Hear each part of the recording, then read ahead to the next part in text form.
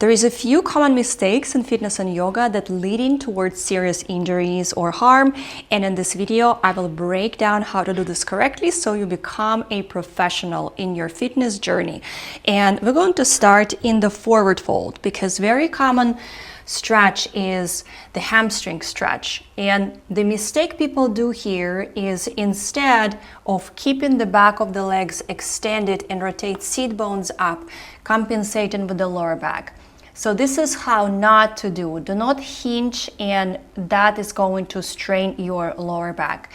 Instead, if you want to stretch your hamstrings and you do forward fold, just go down, and upper body is one piece here. Seat bones rotated up to the ceiling. Feet are planted on the floor. And if this is too much for you, do not try to hinge and compensate. Go as low as your hamstring allowed you to go. So if this is your max, stop here, maybe grab a chair or something, but do not create this. This is injuring the lower back. Another modification of this specific forward fold is true when you slightly bend in your knees, you dropping your head down, and imagine that you are hanging over the rope. That is different one. Here you're relaxing your lower back, and you're actually switching off the tension in the back of your legs by bending your knees slightly. That's why we bend in the knees. As soon as we straighten the knees and we're gonna do the same performance, we're gonna start straightening the lower back again. So once again, if you're stretching the back, bend the knees and hang. If you're stretching the hamstrings, always go down with a flat back. Another rule in every position is to have your stomach tightened in about 30% and to flatten your spine. So to create a neutral position in your back, that is the healthiest for your back. We moved to the second most common mistake here. It is the rule knee to the heel, knee to the big toe alignment. What it means, for instance, the most important stretch is the lunges. That's how we stretch our legs most of the time. When the front leg is bent 90 degree, and I call it 90-degree rule. So this is the tibia bone here. This is the knee, and knee is supposed to look down on your heel, not forward, not back, because that is creating fragility on the knee. Make sure that it goes right perpendicular. And another thing is to have your knee and your big toe always in the same alignment. So if your knee tracking forward, your big toe should be tracking forward. And so for instance, if you are in your lunge or you are in your crescent lunge, you see, I do keep that 90-degree angle rule. Now let me face you so we touch a little bit on the foot position, which is very important. So for instance, a lot of people, they can do things like this. This is directly damaging the knee. So what we want is to have the foot and the knee directing in the same alignment.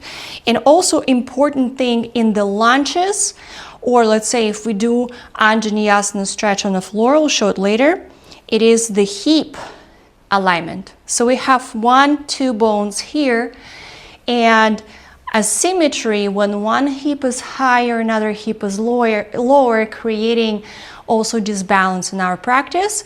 So we gotta focus on aligning, leveling up those bones here, and then direct our knee and our big toe. The only exception we have is when we're doing, for instance, warrior two pose, because you see the back foot is rotated in, slightly in. It's not parallel like this. So that is the only exception, warrior two pose or warrior one pose. But you see that I keep 90-degree rule alignment. And so now I would love to show you it sideways when I do, for instance, Anjaneyasana. Having this alignment in your practice will help you to shift your progress on the level you cannot even imagine. The little correction changes the results incredibly.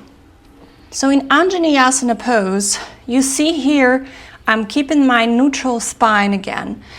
And I'm focusing on going down with my hip. My knee is perpendicular to the floor. And now we're going to the third most common mistake, is the shoulders. When people over intensify this part of their body right here. The rule of the shoulders, position of the shoulders, is to keep a decent size of the distance right here between your chin and your chest. Usually it is a fist, like a fist long. And the main focus here is when we are performing any movements with our arms, we are focusing on dropping the shoulders down. So whatever moves we do, for instance, we're doing some presses or you're working with your weights, it doesn't matter, or you may be just doing yoga practice. The main rule here is to imagine two bricks lying on each shoulder.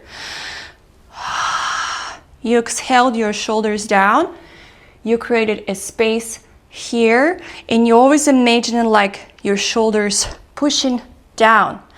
And then you create whatever movements with your arms.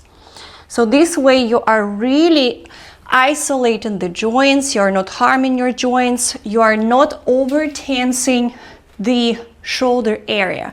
So for instance, let's perform chair pose. So you see, first thing I did, I dropped my shoulders down, I locked them in, and I reached up with my arms. Same thing I'm gonna do in the warrior two pose. You see?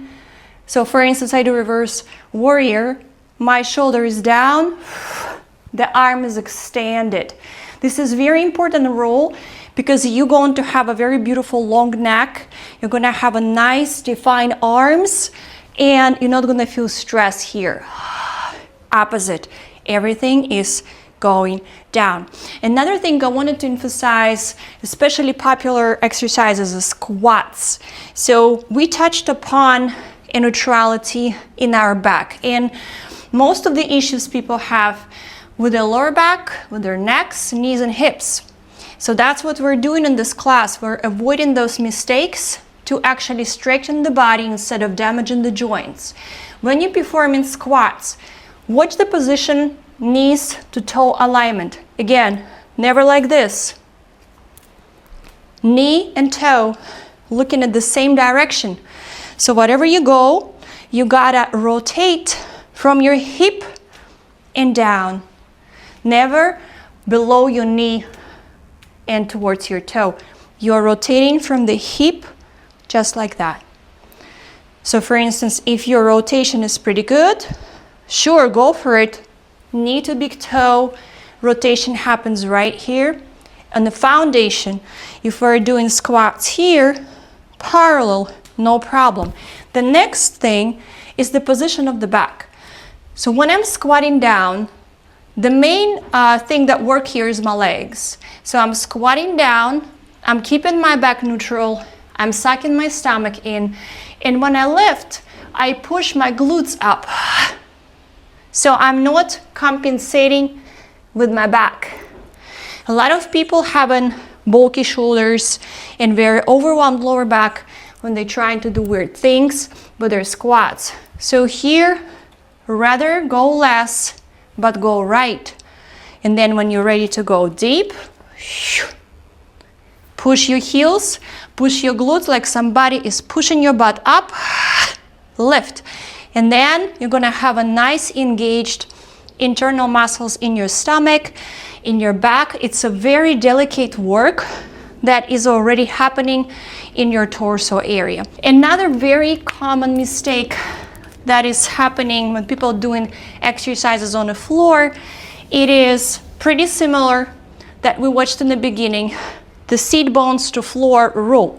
And so when you are doing whatever stretches on the floor, the first thing to do, to slide your palms and adjust your glutes. So you feel seat bones connected to the floor properly. And then if you are leaning forward, the same rule as in the beginning, the flat spine, the neutral spine. So you are leaving your butt in the second train and your torso in the first train. That's metaphorically speaking. So you leave your glutes behind, back is straight, and what's happening? We're elongating the back of the legs. If we're doing this move, we strain in lower back, and it usually brings the problems with meniscus or chronic pain conditions, and it also affects the inner organs. So when we're going forward, flat back, and that's it. I'm already feeling the extension over here. With the time when you have your hamstrings extended and stretched, you will go lower and lower, but that is the goal. It's not to do it due to the back health and straining, is to do it and elongate the muscles correctly. The same thing if we're doing any type of exercise here, we always thinking sit bones to the floor. Do not tilt back on your tailbone because you're gonna injure your lower back. So a lot of people just rolling down and their tailbone poking the floor. Lift it up. Keep your sit bones connected. And in here, right away, automatically, the right groups of muscles going to start to support you. And that is the goal. As soon as you build in the alignment, your body start working with you together. And so one last one, because we do crunches, we all do crunches, different types, is the same rule as I explained before. When we're extending our arms, we are dropping the shoulders. Same here, dropping the shoulders. And when we're lifting the chest up, we're keeping that golden fist distance here. So whatever we do, either our arms are here or we do maybe like pulses and touches here, the legs can be up. It truly doesn't matter. We're still keeping that golden distance and we are dropping the shoulders. The neck is always very long. So these ones are probably the most common mistakes. And if you guys have still some misunderstanding around it, just drop me a comment and I will be happy to break it down for you. Because trust me, how you practice is crucial. You can practice less, but achieve way more beautiful benefits from the practice, or you can exhaust yourself and after be surprised why everything is hurting. My practice based on rehabilitation, on longevity, on support, on mobility. So I always pay a huge attention to alignment and I want to hear your stories. I also want to hear if there is any part of the body that is calling for help and I will be happy to answer your questions. But that's it for today. Also, if you're interested in learning more, there is my courses under this video. So just scroll down and look at the links. I have amazing guides and books and flexibility routines. My name is Paula. I'm CEO of New Sutras. Follow my channel, like this video to see more videos like that. Thank you guys for being with me. I will see you in next episode. Namaste.